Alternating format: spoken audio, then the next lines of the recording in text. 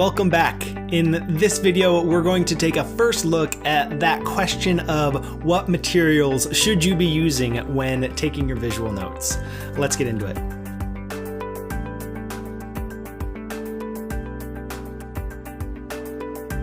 To simplify a potentially overcomplicated topic, understand this. To take visual notes, all you need is something to write with and something to write on. My advice for folks new to visual note taking is to start with affordable and accessible materials. Use what you have on hand or go out and get an affordable notebook and a pen or two.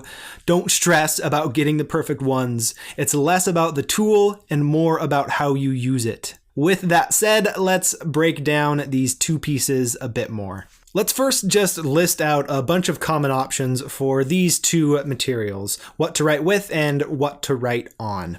What you write with could be a pencil or a pen, maybe a marker or a crayon or highlighters or even chalk. What you write on could be a notebook or poster paper or a whiteboard or a chalkboard or sticky notes or note cards.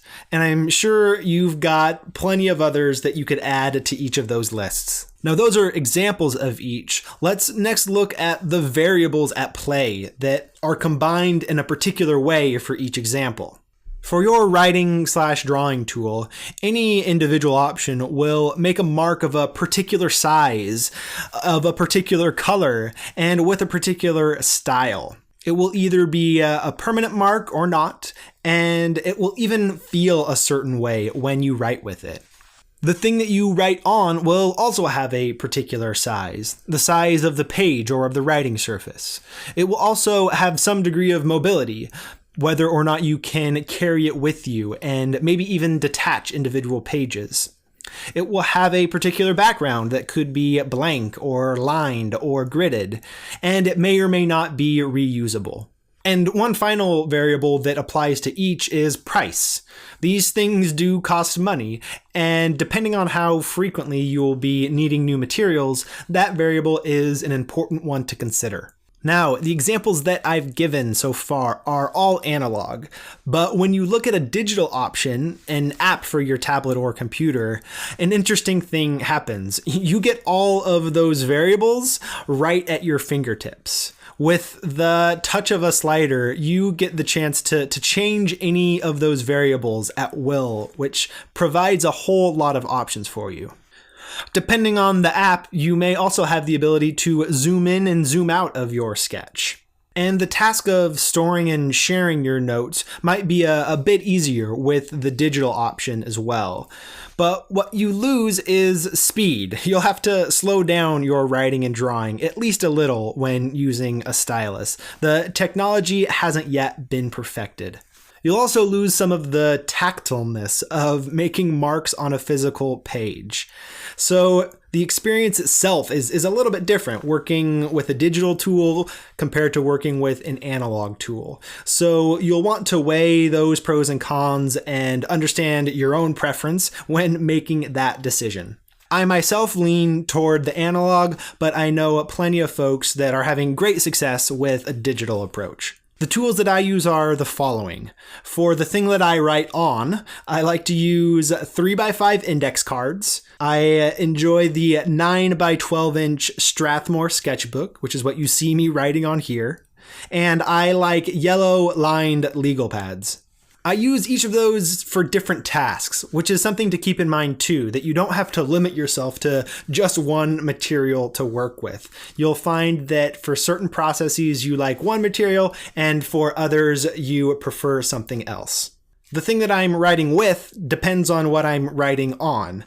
When I'm using those legal pads, I'm usually doing some real rough brainstorming, maybe the rough draft of a blog post or really early stage sketches of ideas. And for that, I use a black Pilot G2 0.7 pen. When I'm working with the index cards or a sketchbook, I tend to use a slightly higher quality Pentel Energel, also the 0.7 size. What's nice about each of those options is that they both have refillable ink containers so that you don't have to buy a whole new structure each time. I just buy a whole bunch of those refiller inks and I know I'll be good for a while. So that's what I use. But to get started, I suggest that you simply grab the most intriguing option to you that is both affordable and accessible. We will be revisiting this topic of materials at the end of part 1, because your choice of materials will depend partly on how you want to use text, layout, imagery, and color. So once we've discussed those topics, we'll return to this topic of materials and take a more nuanced look at it. It's also worth noting here that the core idea of experimentation applies really well to the topic of materials. Feel free to experiment with different materials over time until you find the ones that you like and that meet your needs. Your task as a follow-up to this video is simple. Go pick your starting materials. If you haven't already, grab something to write with and something to write on.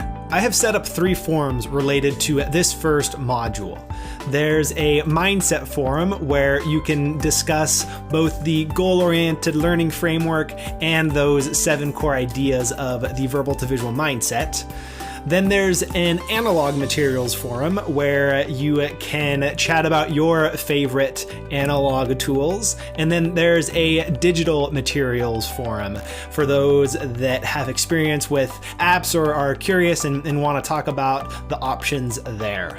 It's on the topic of materials where I really think we can benefit from community knowledge and community experience. So feel free to jump into those forums and share what you've learned based on the tools that you've used and ask questions of others who have experience with different tools. That brings us to the end of this first module, where we have laid the groundwork for everything to come.